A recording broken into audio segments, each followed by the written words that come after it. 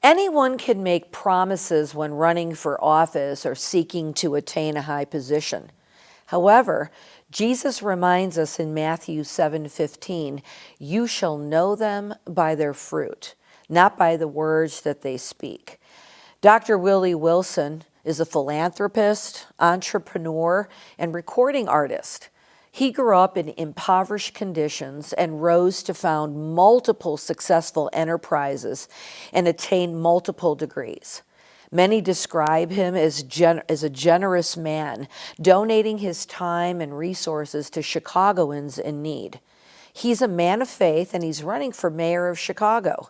Stay tuned to hear Dr. Willie Wilson further unpack his story.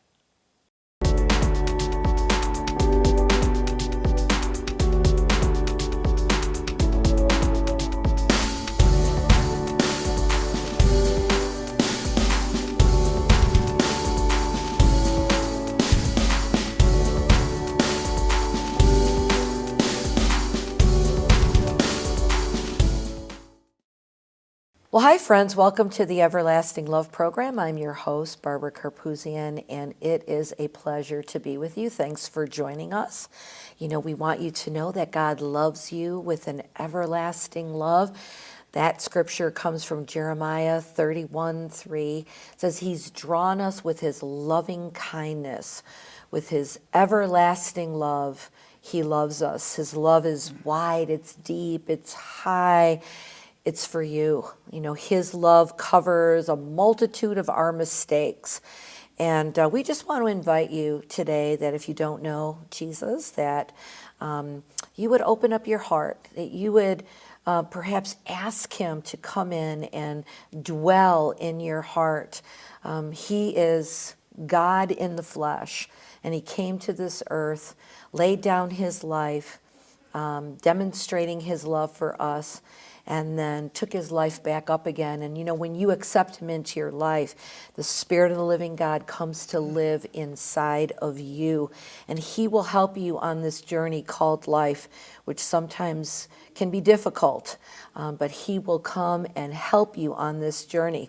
And if you do that, it's very simple. You can talk to Him in your own words. You don't need any complicated language, King James language, these and thous. You can just simply talk to Him, reach out to Him. And during the course of the program, you're going to see some information pop up on the screen, our social media information, our website. And if you have done that and you're looking for a good church, or you need a Bible, or if you need someone to pray with you, reach out to us, and we will do everything that we can to get back to you.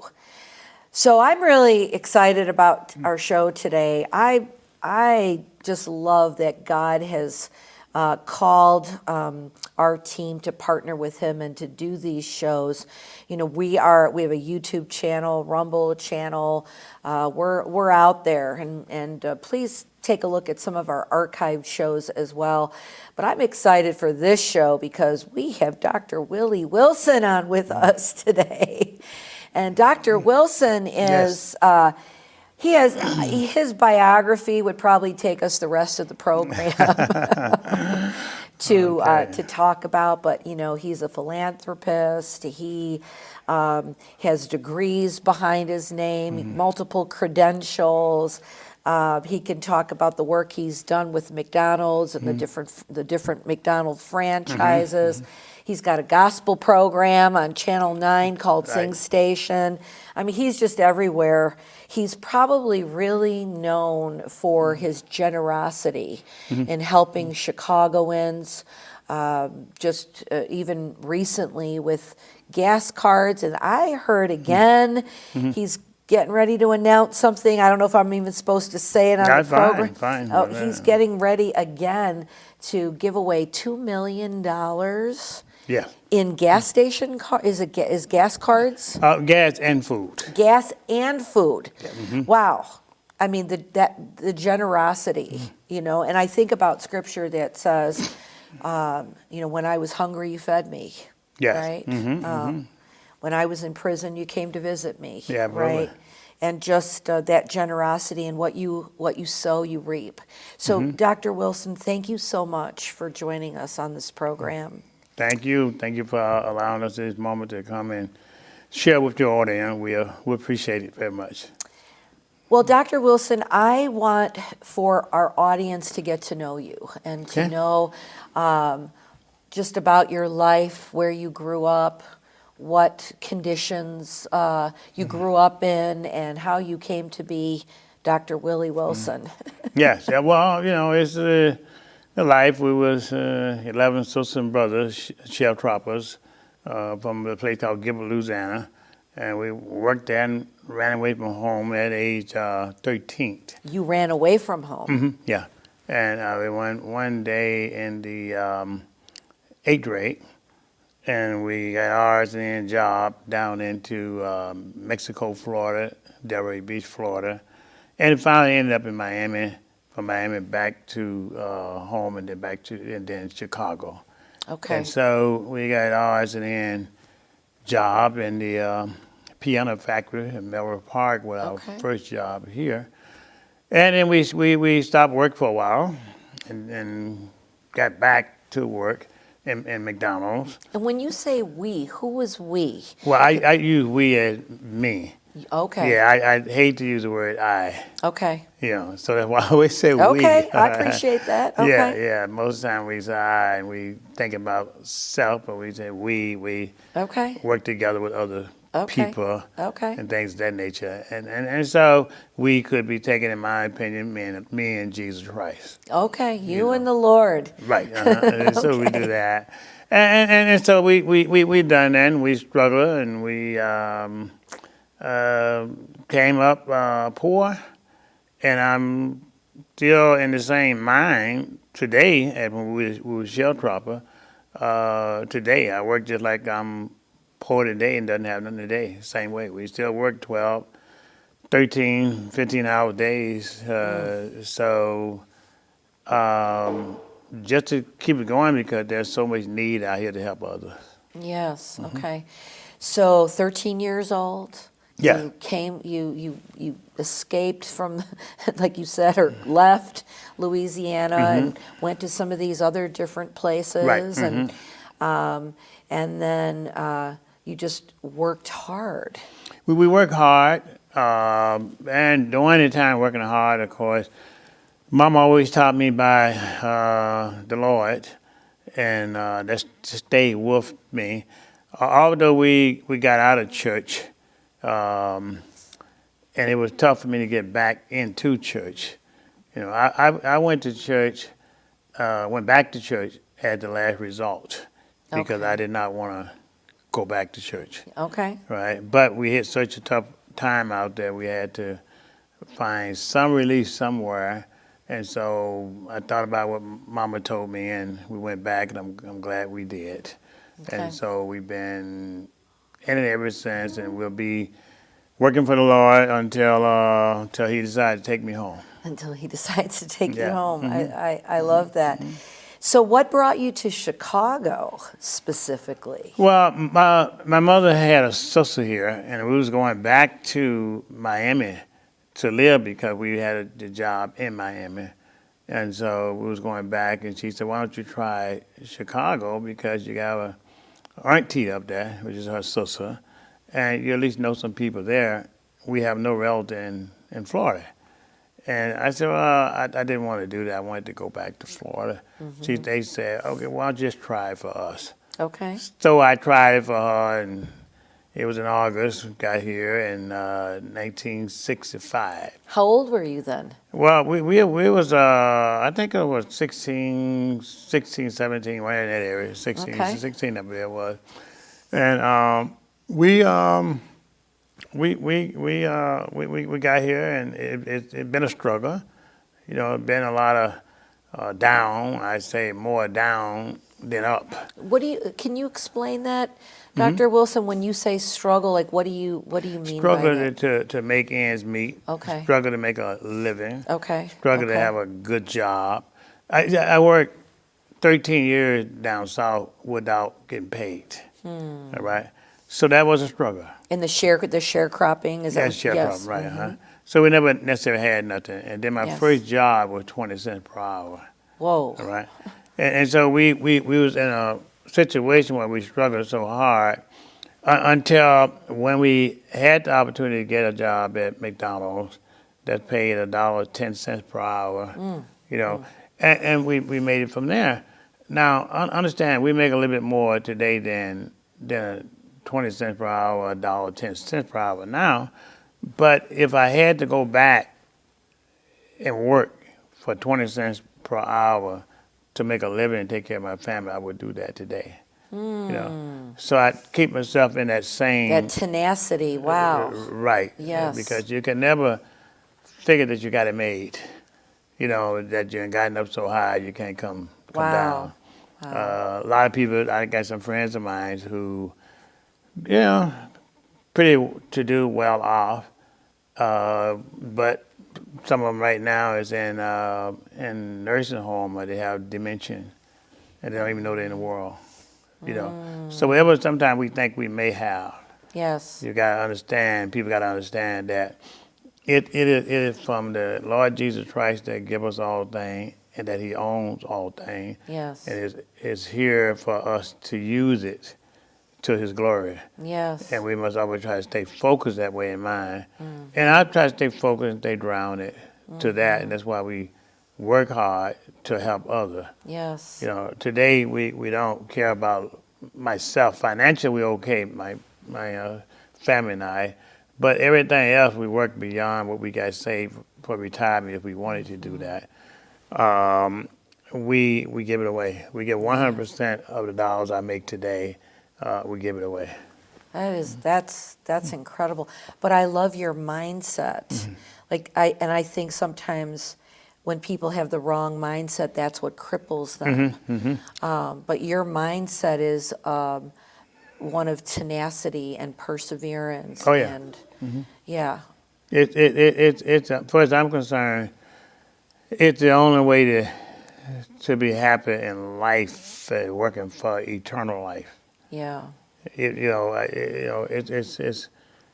the way for, at least for me personally, to go. I don't know about someone else. Right. Yeah, but at least for me, to live the best life that I can, and to help improve my own self. Yes. You know, Yes. so that's how we try to always build that mind, and that's why we give so much to people that we don't know. Yes. Yes. And doesn't matter. It's not my money. I always say it's Jesus' money, and so He's just watching, sees I'm going to use it right. I love that. Well, you're not building treasures on earth. You're right. building up treasure in heaven. In heaven, right. Yeah. And with such a humble demeanor and a humble spirit, which is amazing. So you experience these struggles. Yes. Yeah. Yeah.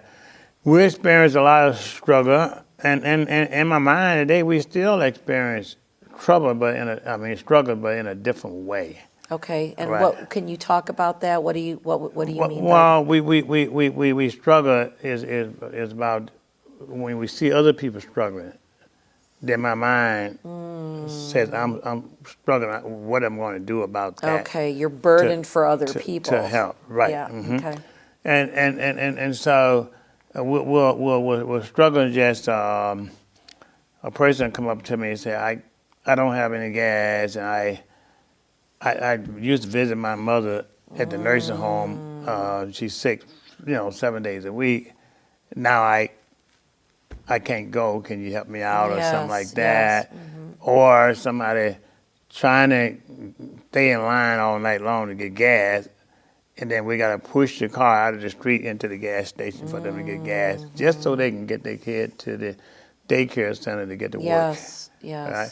Or it's a senior citizen living off $3 a week for food allowance, and the price of food going up. Yes. And so now they sit there, and so I struggle with looking at and hearing and seeing them saying, I put myself in that same situation along with them. Yes. So that's what I mean by this is struggle. Yep. Did you go to school in Chicago at all? No, I did not. I always tell people this. I have seven, I think about 10 or 12, I don't know how many, master degrees from honorary, Yeah, things of that nature. PhDs. Yeah, but I always tell people my BA is born again. I love it. Right. That's so good. That's all I need, to be a born again. Stay focused on that. Everybody can have the rest of it, you know? I'm going to use that one now, okay? Yeah. That is really, I never even thought about that. That's really good. That's really good. Yeah. Well, we're glad you're in Chicago. I'm a diehard Chicagoan. I was born on the south side, raised on the west side, and live on the north side. Yeah, okay. So I love this city, even Yes. with all of its nuances and challenges. I love this city. We still live in this city. We haven't moved out of it, you know. We've worked here, contributed here, love it, and we're glad that you're here. Thank you. What do you think about this city, Well, Dr. Wilson? What do you think about it? I love Chicago. That's why I'm running for office to mayor of the city of Chicago now, because of so I can help more people. You know, I won't take a paycheck, nothing like that, just to help people. I have business experience. Most experience, I say myself, I have people experience. Yes. You know, we have to build it together. One person cannot fix all the problems, but we can fix it together better. Yes. And so it belongs to all of us, and all of us should have a say-so in that. Yes. And so we reach out to these 77 communities, Yes. have town hall meetings, and hear what the people got to say, and we incorporate it together. And then once we get into the mayor's office, we'll have our team already set up that reflect these 77 communities in the city of Chicago. That's what we're working on to do. We know we got problems in Chicago. We got crime. We got people. We got taxes. You know, the economic development, empowerment, and we got education. Those type of things there, and we're going to deal with them. I always say to people, look, I know there's a problem, and I know we should not too much complaint. I was put here and born here to fix the problem, not to complain about it, but I was born to fix the problem. Okay, I love that. Yeah, and I take myself on the road and take it serious. I was born to fix the problem. Yes, that's so good. Yeah, not to complain. You know, be a part of the solution, not a part of the problem, right? Absolutely. Yeah. If somebody asked you, and you know, I hope you heard Dr. Wilson say 77 neighborhoods, because some people don't know that, right? Well, we have 77 neighborhoods in Chicago. Such an amazing city, and I believe that there's a prophecy.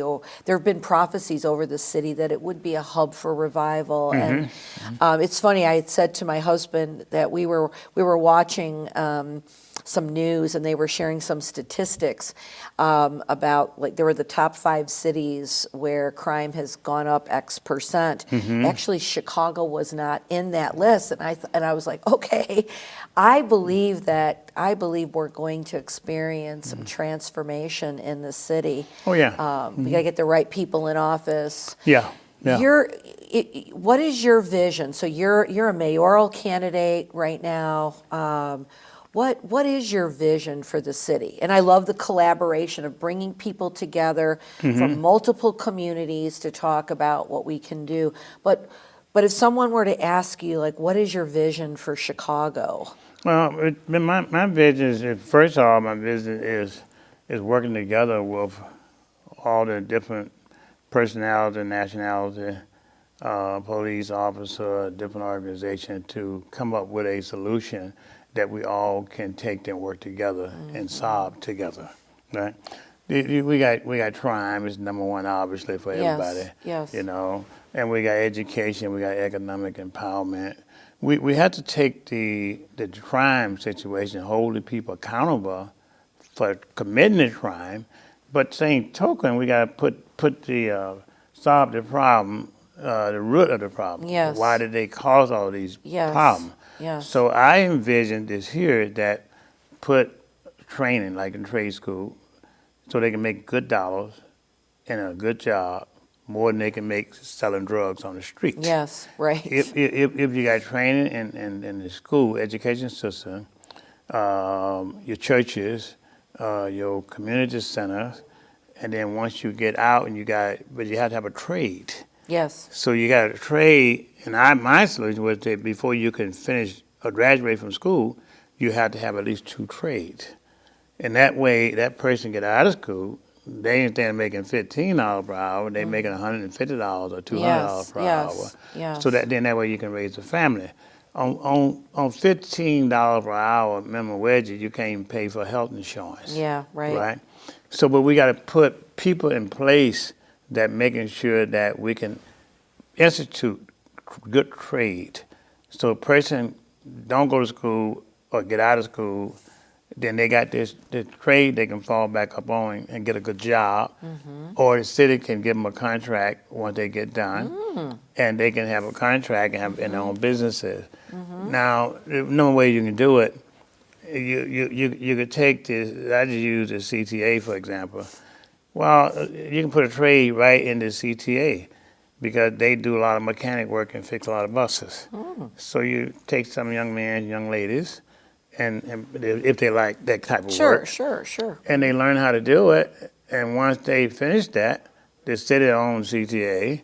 Well, let them continue to work there. They make the $100 per hour or $200 per hour. Or if they decide they want to do some business, then give them a contract. Okay. Right? So you're bringing up the trade, they can make good money. Over here, when they get over here, they don't think about trying because they raise a family and things of that nature.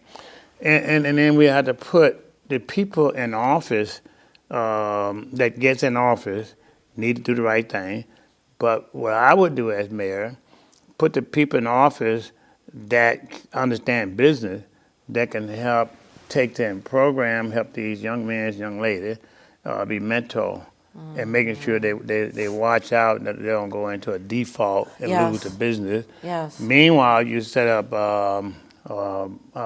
grant, and once they need the money to go into business, then they pay it back once they get into business. Yes. And not only Chicago, but also the international business that Chicago do business international as well. Then you begin to empower the community which the people live in already. Yes. So I envision that for that.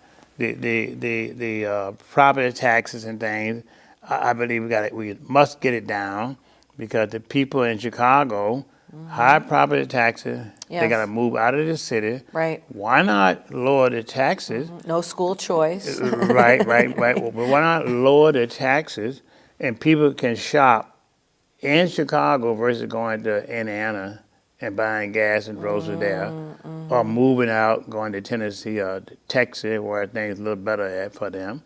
We can do it just like the other city that do it itself. But if you keep raising taxes, you run business out of business, you run families out of Chicago, and so that don't make sense. Lower it that they can afford to stay here. You got red light cameras, you got taxes on driveway, a parking ticket costs $140 if you get it. I know, it's unreal. Yeah. So lower those to keep the people here and bring the trade, hook it all together with that. And those the way I would see us doing it. Make sure that we pay our school teachers and our police officer a decent income. Yes. That they can make a decent living and the benefit and things are there.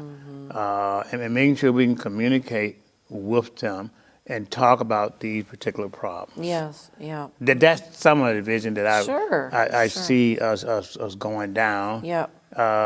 Without people coming in and buying people property and before you know it, they think they own a home and somebody else own the home because they bought the taxes. Yes. Put some dollars aside there to sit and make that work. We have to approach crime, education, and property tax and all this stuff just like we did with doing now with COVID-19. We took an approach and we found the money and we started dealing with it. All right. We helping over in Ukraine. They said they didn't have the money. We helping in Ukraine. All right. But we got it right here. And so we got to take the same approach. And we got to have people in office that care Yes. And we got to make sacrifice Sure. that a person gonna serve the public. Won't be a career politician. I don't want any money. Yes. Yes. You know, so my only option is wanted to help the city of Chicago because it's a city that I love. Yes. Yeah. That's so great. You know, and I think you addressed a little bit of this in your solution, but just thinking about some of the root causes of these problems in our city.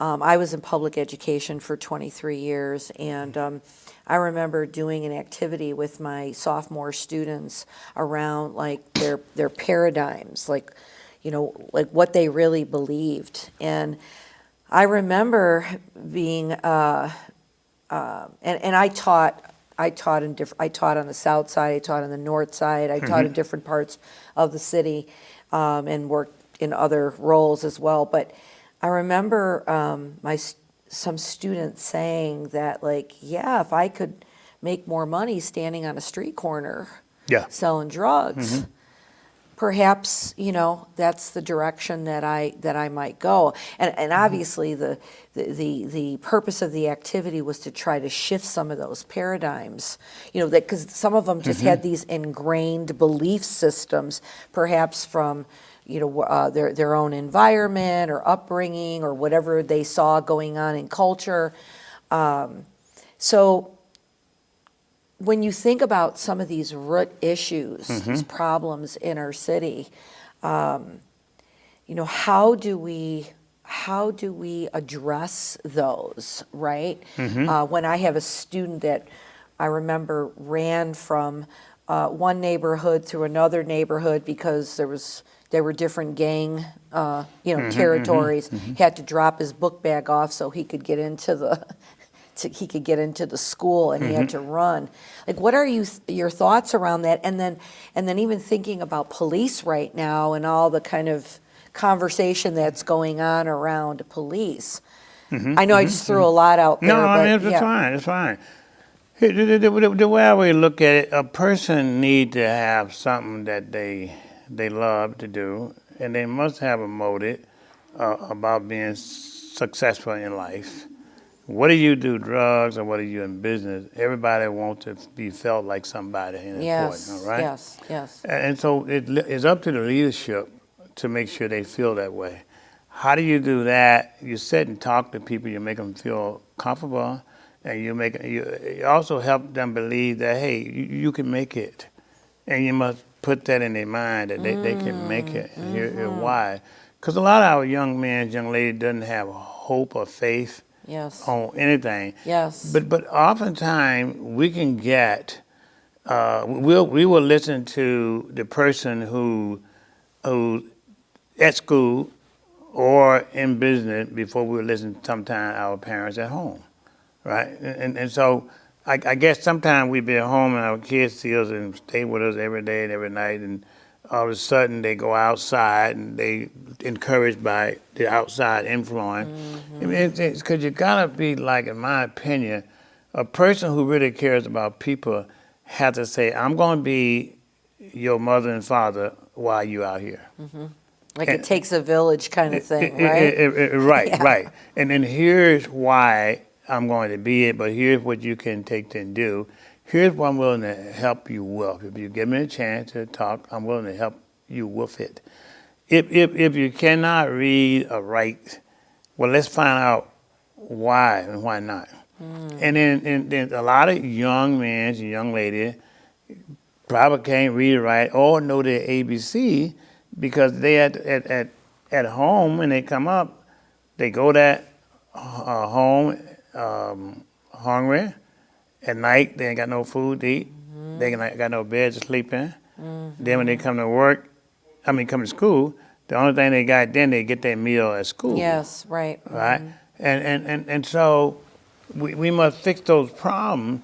And oftentimes our parents or our grandparents don't have the money to help either. Yeah, right? So we'll fix that problem by making sure we set things up at City Hall. Oftentimes, a lot of the young men and young ladies that come to school sleep in the street. Yeah. Prostitution, Homelessness, or yeah. homelessness, right? In tent city because we've been out there, you know, Yeah. and we see them, you know. But when they get to school, the teacher don't even think about that. Yeah, right. And then on the other hand, once you get to school, a lot of the school teachers struggling. They got to go in their pocket and give them money or food to eat or buy books. I've done that a few times. Right. Yeah. So it's a situation that when you can't make it, when you're struggling, you got no hope, and you take hope away from it. That's that. I support prayer in school because prayer in school give people hope and find Jesus Christ. Yes. Right. Yes. I support that. It should never have came out.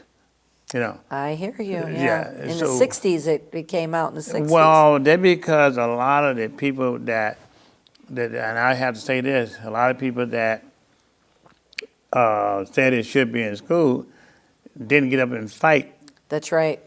to keep it. That's right. That's Yeah, right. right. That's right. And they said, well, attrition, but well, why'd you let it get out of school and first get going, right? Yes. And so I believe hard work comes together, as the Bible says, with faith. Yeah. Faith and hard work. But if you got the faith and you don't work hard, so it ain't going to do no Yes. good, all right? Right. So we got to think about if we want to really try to live by the Bible as much as we possibly can, then we can begin to change things. I believe Yes. in religion freedom. You know, that's a big thing. I fought for it. We paid people who got fined in the churches for it. Yep. I put up $1 million. Anybody that get a ticket in the state of Illinois, that will pay for that ticket, and we paid for a few. You know, down the churches closed down. A lot of them won't get opened back up. Yeah. Right. So what you got is that there are more nightclubs open up than the churches. So the person who get down and out and commit suicide, want to commit suicide, I'd rather see them go to a church Yeah. versus to the It's nightclub. at a club. That's Right. why it's so important, religion freedom. Yes. Keep those doors open. Yeah.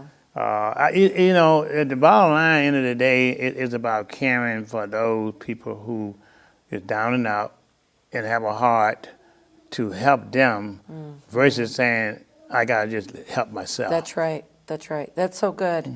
That's so good, Dr. Wilson. You know, you're alluding to the importance of strengthening the family unit, Oh, yeah. which is probably the cornerstone of our culture. I love your comment about praying in school, right? And we're not telling anybody what they should pray or how they should pray, but just Right. to be able to pray. I remember one story many years ago when I was in the classroom. A gang fight had broken out in the hallway, and it was pretty bad. And I won't go into the details of all of it, but my students were coming to class, and my curriculum that day was to prepare them for a test. And now they're coming in the room, they're broken, they just witnessed what happened, they're tearing, they're upset. And I'm thinking, how am I going to prepare them for a test? You know, so they came in the classroom and they said to me, they said, "Do you mind if we pray?" And you know, am I going to tell them no? I said, "You go ahead, and if you feel like you want to pray," because in that moment, that's what they felt that they had. Yeah. Right. And so just like you were saying, the importance of faith and religious freedom. So I really appreciate that very much, and the fact that we didn't fight to keep it in our schools Right. is a sad commentary. Without a doubt, it's a sad commentary on people that says they are, I said, so-called Christian. Yeah. You know, how can you let the foundation of the world, Jesus Christ, even on our money, it says, "In God we trust." Yeah. You know, how can you let that Yes. go down and then stand up for it. I believe that what we put here to do as human beings, and then as we prayer in school, there should be, in my opinion, there should be a silent moment, even if it's for 5 minutes. So if you believe in Jesus Christ, that's fine. If you believe in another religion, that's your business. Yeah. You know, but at least Right. that moment, There's recognition. right, and you Of can God. pray whatever you Yeah. want to pray, however you want to do it. All right, and so if you believe in Satan, if you want to pray with Satan, that's your business. All right, but if Jesus Christ gonna bring Satan over there to him. All right. But the point of it is that, look, even the person who is violent and don't believe in Jesus Christ, you let them lose a son or a daughter. Who they go to? They go to. They want Jesus. Yeah. Cause I lost a 20-year-old son. Oh. All right, to a drug. Got I'm shot so sorry. in his head. But the problem is there's no greater hurt that anybody can explain losing a daughter or son. Oh, my all right? Lord. All right? And so money won't cure it up. Alcohol won't cure it up. A drug won't cure that for you. All right? And so we still, it's not too late Yes. to still change things. It just needs the right leadership Yes. and to set the pace and to make it work for all of us. Yes. And that's what I would do. Yeah. So just some of the things that we would do Yeah. as running for mayor to Chicago, and That's we're good. gonna fix the problem. Yeah, that's good.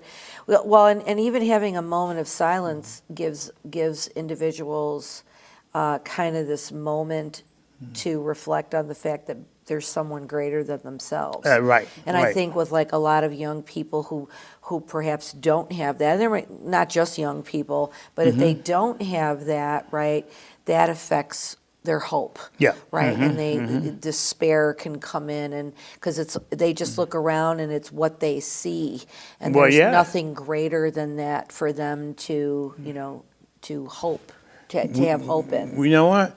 We should have Bible classes in school for those who want to take it. Then if you don't go to church, then in school you can say, well, wait a minute, let me try the Bible study in church. Yeah. Right?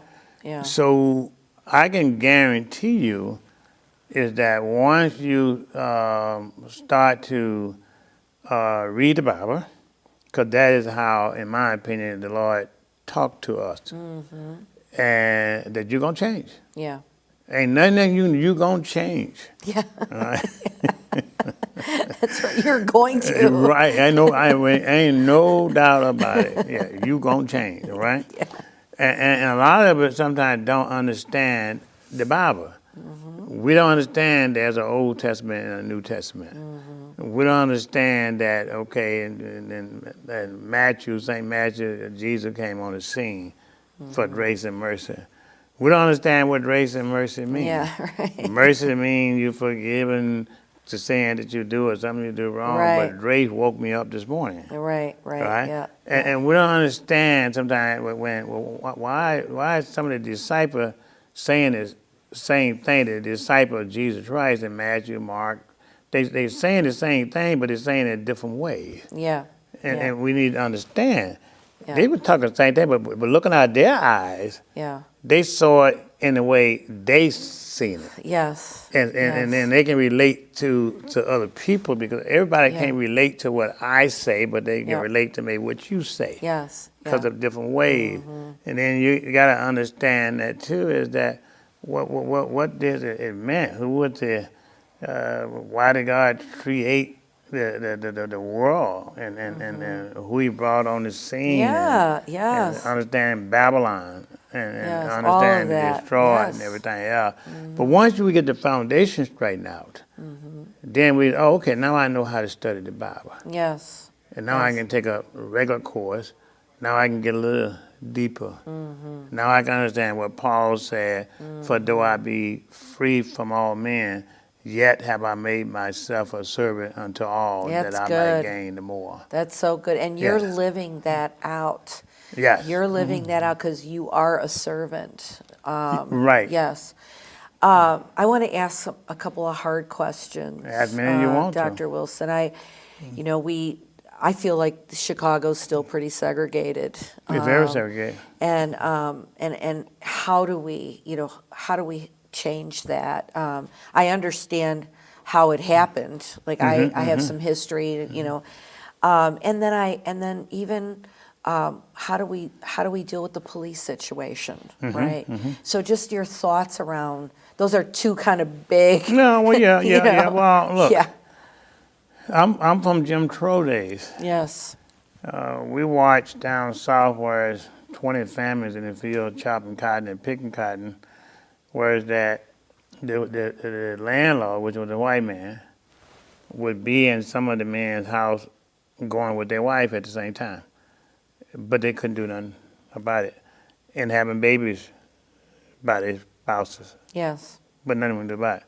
So we had to go to town, and then we couldn't go in the front of the store. We walk in the back. Yes. In fact, right now in my house downtown, I have up on my wall when I walk in, it got for washroom, men, women, and color, right?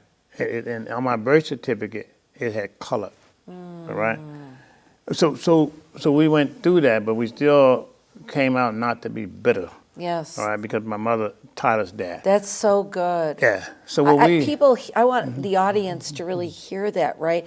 You went through that, and that was real. No, it's real. And you could have a lot of reasons to be bitter. Right. But you chose not to be. Well, know? I chose it because I had to understand a lot of it from the Bible, what Jesus said was right. So you may say I was caught up in a trance, in a baller. But I wanted to do right, but I'd rather do wrong. But the Bible put me over here right.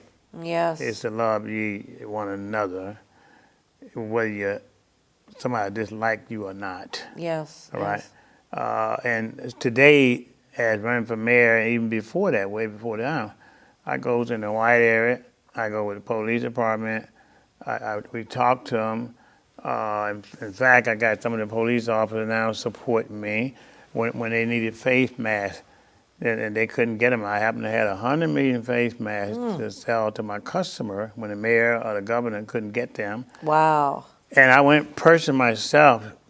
The first responder first was the police and fire department. Wow. We didn't charge one penny. We gave them all away. We gave 30 or 40 some million face masks away. Incredible. All right. Yeah. We showed them love and we showed them we care about them, everything. Right. We took that step. That's how we got a good relationship. We went in all the 7-7 community in Chicago that people came and pick up face masks. We went all around the whole state of Illinois that we gave them to them. We gave them to whether you're white, black, Asian, Latina. We gave them out, but we didn't charge one penny. Yes. Right? And we showed that love. And today we go in there, we haven't had any issue. We know there's a lot of racism and segregation. Yes. But if one had to set the example. Yes. And I try to set the example, and I always will try to be the one that set the example. As you heard me say a while ago, I don't come down here and complain about a problem, I'm put down here to solve a problem.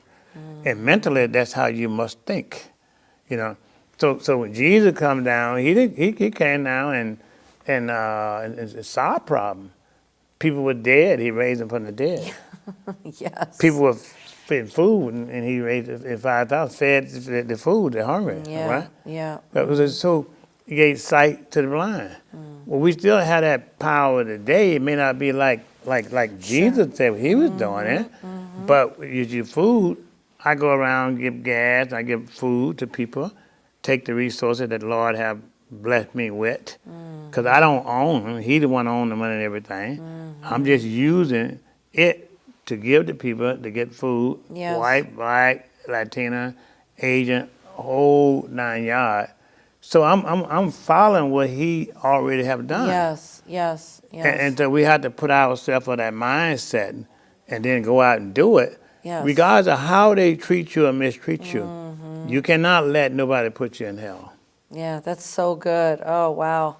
Yeah. Yeah, you can't let anybody put you in hell. Right? Right. I love that. You're responsible for your responses, Absolutely. for your action.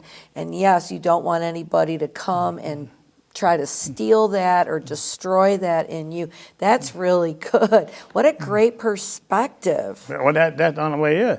Yeah. If you let somebody put you in hell, who gonna suffer for it? You the one gonna suffer for it. That's right. Wow. So I refuse to even entertainment, something like that. I always tell people this way: hell is not an option for Willie Wilson. Come on. That's right. so good. Yeah. So the question is it an option for them? Yeah, that's so good. Wow. Wow. We have a few more minutes to go, and I wanted to just understand how you got involved with McDonald's. Yeah, talk a little bit about your business background there. Yeah. We didn't have any money. We were working empty garbage can and flipping hamburgers, and I was trying to get enough money to leave from Chicago Heights, East Chicago Heights, to get to California with my brother. And we was going to work there for 1 week, and then we were going to take those dollars and give us a ticket to get out in California. While I was there, fortunate for me is that the management walk out of the job on strike. And then the owner came to me and asked me, could I do it? I was only working 1 day there. And I said, yeah. He asked me, could I run that real area with flipping the hamburgers and everything else? I said, I can do that. And so we ran the whole thing for 3 months before they sell it. Then I said, well, I'm going to get ready to go and go to California. And he asked me, will I stay? And it helped him. So he made me a manager at that time. And then I worked 5 years without a day off, including Thanksgiving and Christmas. Oh, my goodness. Yeah, Dr. without a day off. Wilson. Yeah, Wow. I needed to understand the business. I've never been in business before. Because I understand my background is from a sharecropper. Yeah, right? yeah. And so we didn't have 1 day off. And we worked 12, 16 hours days there. And we finally learned it. And when I caught on and learned it, we stayed with it. Then, so I went to ask for a raise from the guy I was working for. And I was making, at that time, $135 a week. But the white man was making like $300 plus bonus. Oh, wow. But I was training them. Yeah, that's, and so then I went and asked for a raise, and he fired me. Oh. Yeah, he fired me. And I got fired. The next day I had 18 job offers to me. And I got fired, so I worked another 5 years, and I found 1 day there and decided that way. I said, well, I'm going to go and talk to the chairman of the board at McDonald, Ray Kroc. And I called him up, and his secretary answered the phone. And we finally convinced her to let me come out and meet him. And so she said, well, what do you want to meet with him about? I said, well, I need to get my own McDonald's as I worked 10 years now. I don't have no bank account. I got no collateral. But I have my integrity. I said, we'll pay him back, or I just want to meet with him. So I told his secretary, I said, ma'am, if you could grant that for me. I said, it may be one night I'm driving down the expressway and you needed a flat tire, and that mean to stop by and help you with that. So if you could just get me a meeting with her. So I finally able to convince her that. And I waited 6 months. He came to Chicago to a shareholder meeting. And I went on the stage and talked to him, and he asked me to come over to his office, and I did that. He offered me a McDonald's in San Diego, and I turned that down, but he said, well, I got one.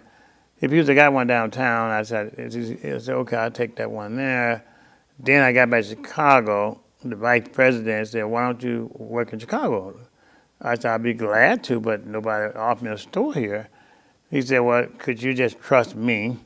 that I'll get you here because I'm a vice president here. You got other people want to take you out of Chicago somewhere else. I said, well, that's what opportunity allowed me to. And so Ray Kroc checked on me and made sure that I got my store. In less than 2.5 years, we had 5 McDonald's. And then we finally decided to leave there, and we'll supply you at McDonald. It's a good company. Yes, it's like second to none. Because yeah, I remember I worked for them, and QSC, quality service and cleanliness. Yeah, you've been there. And right. the 60-second service. Yes, and people, yes. banks would come into McDonald's to watch how customers were being Yeah. served. I was on the All-American team. Oh, okay, you know exactly. So right. You just blow me away. Seriously, like listening to your story, listening to your tenacity, listening, just to your assertiveness. If someone doesn't sit down and talk to you like this, they're just not going to know. Like there's just treasure inside of you, Dr. Wilson. Okay, I thank you. mean, you're just blowing me away. Wow.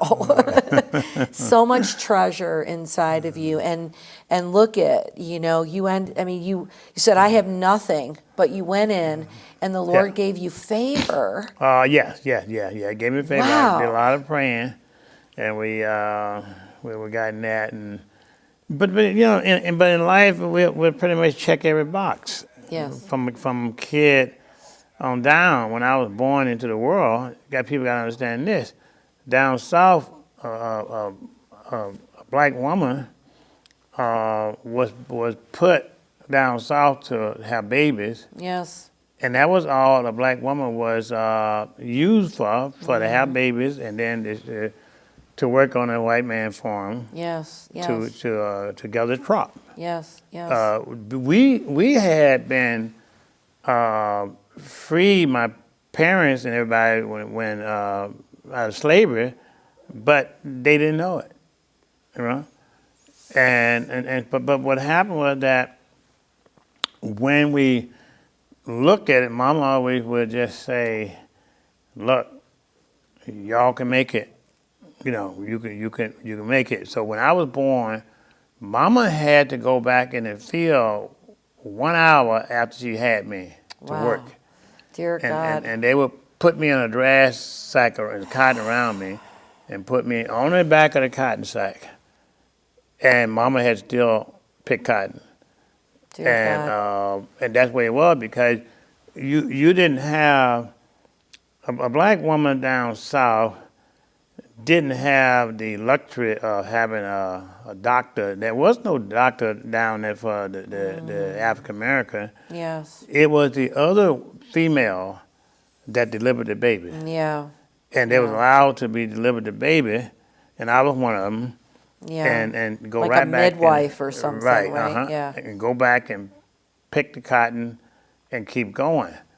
All right. And so, but we checked those boxes off all the way through life. So somebody asked me the other day and said that I was working with the past governor, and he said, "Well, why don't you give people turkey for holidays versus giving them money?" And I said, "Well, why can't I give them money?" I said, "Why should somebody give somebody a turkey and they don't even have a stove to cook it on at home?" He didn't think about that. So why, if I gave you a turkey and you ain't got a home to live in or a stove, all you gonna do what people did to take that turkey and go down and sell it and get the money. Right. All right. Unless somebody cooks it for you, right? Unless it's already cooked, right? But their friends and their neighbor, their friend are people who's homeless also. Yeah, wow. Right. So it had to make sense. So yesterday I was doing an interview on the radio yesterday. So people said, "Well, why you spending money out here, and why don't you get a business and set people up in business, this and that?" And I said, "Well, let me just say this to you." And I was telling people, I said, "I'm for helping the ones who's down here sleeping on the street. I'm for helping the senior citizen over here. Yeah. Those senior citizens and people on the street need food like today. For me to build a business over here or a community center over here help get kids off the street. I said, that senior citizen can't wait for 6 months or a year or two right. to build those particular things. So I would let the rest of the people that can get out and play their role and build a community center, build a business there. But I'm going to stay down here with people who in tent city, Yeah. the senior citizen who don't have food to eat. That's my role. Yeah. I said, and I asked people to call it in. I said, so what is your role? Yeah. And they couldn't answer. They couldn't. What? Well, you know what your calling is. You know your lane that God Yeah. has put you here on earth to be in. You know, we've got like a minute here. I just want our audience to know that we have been privileged to have with us Dr. Willie Wilson. Just an incredible story. Really an incredible man. He's a businessman. He's a politician. He's a philanthropist. He's got a gospel program. But even with all of that, I loved what he said. He's got a BA. He's born again, and his life is really being used. Really to help others, and it's just sitting here with him. Like I feel like he's the real deal, and there's just a humility and a generosity, and I so appreciate just getting to know you right now. Like I'm so humbled by you. Thank you. And there's a lot more to his story. Certainly, you can. He's a mayoral candidate. He knows the city. He has a vision for it. He has a heart for it. You can find out more about him. I know that the website has come up a few times. Take some time and get to know him. Even as we talk, they're getting ready, even as we do this show, they're getting ready to give out another $2 million worth of food and gas cards to people in Chicago who are in need. And so I just want to say in closing to you, Dr. Wilson, I just bless you. I bless all that you're doing, your family, and just really appreciate you and thank you for being on our program. Well, thank you too for having us. And the rest of the audience want to keep up with me, go to Willie Wilson Facebook. It's up to date. Okay. Willie Wilson Facebook. Willie Wilson Facebook. So if I know you might have seen the website, but everyone hear that Willie Wilson Facebook. He said it's up to date. It's always stay up to date. Okay. We have it, and so you can follow me there. Okay. And know every move pretty much we make on a weekly basis. Okay. All Yeah. right. Wonderful. Well, thanks everyone for tuning in to Everlasting Love. Blessings on you.